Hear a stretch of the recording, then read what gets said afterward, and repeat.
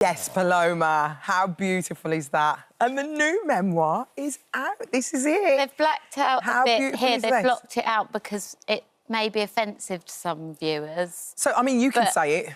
What is It's it? called MILF. I'll say it once, and I'm sorry if anyone's offended, but it doesn't stand for what it normally stands for, because it's Motherhood, identity, love, and some other word. fabulousness. Yeah, There we go. fabulousness. For you, all right? Elephant in the room out of the way. That's fine. Congratulations on it. Yeah, it looks lovely. When did Lovely you book. decide you wanted to do it? What was the reason? It was because I was posting a lot online with my second pregnancy about the truths and the realities of it, and the feedback was so heartwarming from people who were like, oh, thank you for saying, you know, what it's really like. And it felt like there was a big sort of gap in the conversation about truth and reality. And I've said quite a lot of things in the book that may be viewed as uncomfortable, because we all think that if we say anything negative or moany or whatever, that it means we don't absolutely love being a woman or being a parent or whatever. It's not just about being a parent, it's about the female experience and women's identities and, like, the kind of unconscious, like, misogyny and patriarchy when we're growing up and raising our own kids also, because I'm raising 2 kids, so I think a lot about it. I think the reaction has been really overwhelming. It's been amazing. It was 2 months in the bestsellers list. Yeah, it's unbelievable. And I think the reason is because people feel seen. When you actually say the truth, it's stuff that you've actually thought of yourself, and you saying it gives you... It just sort of permission to accept be, to accept yourself and know that you're not weird or you're not strange. You are normal, really. What's really nice as well is that when it first came out, it was all women that would come up to me in the street crying, but it's gone on, and obviously these women have asked their husbands, their partners to read it, and a lot of men now come up to me and say thank you, because this one man actually came up to me backstage at Glastonbury and was crying, and he said, you've saved my marriage because I read your book, and I just want to give you a hug and say thank you. And I was so moved. He said we were really on the rocks, but I read it and I understood loads of things. My wife said that I should read it and I'd get it. Yeah. And now I do, and I'm different. So this is for everyone. This book is literally for everyone. And what's so incredible is this book is... Well, normal books are like 20 chapters, 30 chapters. Yours is 72 chapters. But they're all tiny. And the reason why the people are like... So there's 2 factors. One is I was raising kids at the same time, so I didn't have time to, like, luxuriate over long chapters. I was like, quickly get this down because I've got to get the dinner on by 5. Oh, I like quick chapters, though. I love so everything's quite short and abrupt, like me. Boom, boom, boom. So one chapter could be a page. Yeah. So you can just dip in and, like... Because I was expecting, when I read that... I know, you thought it was going to be massive. OK, we're in. But no, it's, you know, how many words? 60, probably something like that. I can't remember, like 70, 80,000 words. Yeah, so I'm like you, I like a short chapter. I love a short chapter. I hate when you go, oh, how long is this going to go on for? Because I read in bed a lot, and you always want to do a chapter a night. Yeah. And sometimes you're there going... And you drift off. Is chapter ever going to end? Yeah. What was it like? Do you write? How long did it take you to write it? It took a few years. So when did you start? During lockdown? Yeah, I started during lockdown, and it sort of documents experiences that I had. Obviously, I broke up with my kid's dad, we spoke about before, and it documents all of that, and it documents the experiences you have when you first have a baby. There's one chapter that I think... we were talking about with your research team about how because I did fertility treatment to have the baby, and there was this, like, and then I had a caesarean, and it all felt very disassociated with how you'd imagine the beauty of birth to be. And I looked at my child, and, like, I'm half Spanish and half English and a bottle blonde, I'm actually brunette, and my kid's dad is North African, and I just expected that this child would be mixed. And I looked down at this blonde baby and I was like... It's funny now I say it, but I didn't know if it was mine or not.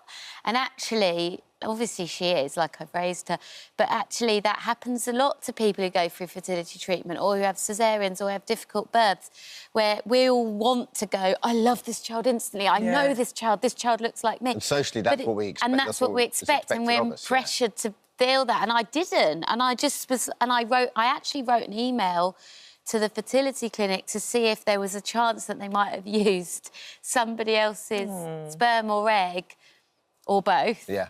And what are the chances? And they wrote me this long thing about, like, there's absolutely no way. We check everything. We co-sign 4 people do it. You know, all of this. And you're just, like, sitting there thinking, I've lost my mind. Like, and now, obviously, she's older. Everyone's always like, she's your double, that one. Yeah. But it's just that these things are things we never talk about, and we really beat ourselves up about it. And I just wanted to be like, do you know what? It's OK to have these thoughts. Well, the reaction's phenomenal, right? I see just like Fern, for example, saying the most raw, funny, liberating book about look at what it is to be a woman, and Giovanna Fletcher is, you know, brilliant writers, just, you know, giving another endorsement. And it's obviously told really well.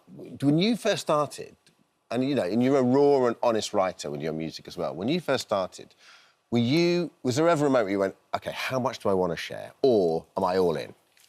I just feel as a person that I can't... It's pointless me adding to the ream of books and publications that there are unless I'm all in. Like, what's agree. the point? Yeah. Because I don't think I've got much more to offer than just truth. You've got to be real. Honesty. So... we've heard all the opinions and we've heard what we should and shouldn't do. And this book's kind of saying, this was too much for me. Like, when I was pregnant, everyone's going, you should read this book, you should read this book. And you're just like, your brain's exploding. Aren't you? Yeah. Yeah, and my thing was like, can I just sort of feel it out? And then I wanted to write something that was like a hug. I think it's an eye-opener for men. I think it's a hug for women. That's what Well, this is it, because there's a debate around men being redundant in your book, but you don't believe it. It's not saying they are. No, it's exactly. saying, are they? Yeah. And then it talks about the fact that they're not. Yeah. But it's this idea that people always treat me like as a sort of feminist, and as somebody who's very, very capable, I think it's sort of sad that sometimes as women, and I think you'll agree, we feel that we're capable because we never had a choice but to be capable. You have to be. And you'd really like sometime for someone to go, I've got this, I've got some initiative, I'm doing this, we're doing it as a team, and it's just not happened to some of us. Yeah.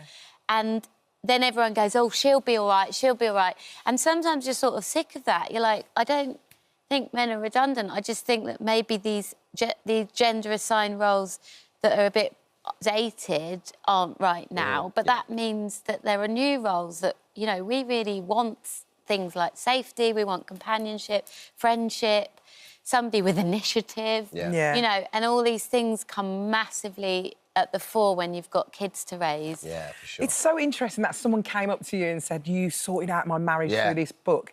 Yeah, your marriage, unfortunately, wasn't sorted out, but you are really good friends now, aren't you? Yeah, we're really good.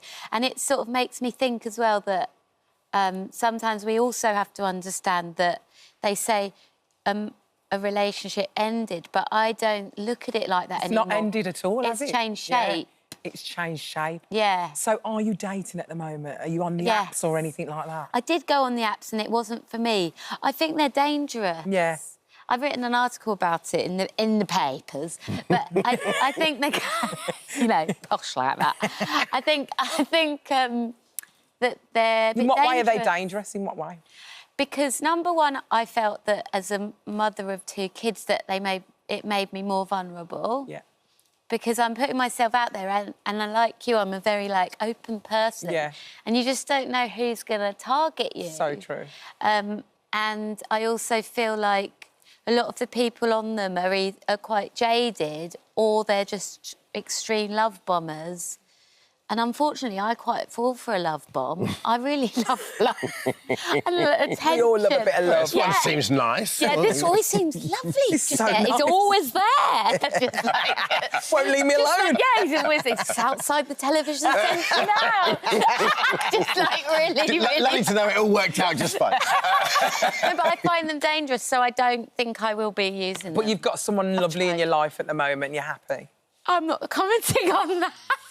Well, I just hope you have. I just want you to be happy. She just feels the love, don't you? I love love at the moment. I love love. I've got someone special. You've got someone special. You've got someone special. Sorry, I thought you were talking about... I hope you've got someone special. We've all got someone special. Do you know what I mean? Oh, I love it. Thanks, Paloma. You're so wonderful. Paloma's You're memoir. wonderful. Here it is. You both are, though. You're both wonderful. It's a little bit different when you see it in the shop. It don't look like this in the shop. It's not got a big black thing there. No, the Rudies. You'll see what it's like. Paloma's memoir is out. Thanks, Paloma. Thanks, Paloma, you're amazing. Thank you so much for visiting our This Morning YouTube channel. We upload new content every single day, so go ahead and hit that subscribe button, and we'll see you in the morning.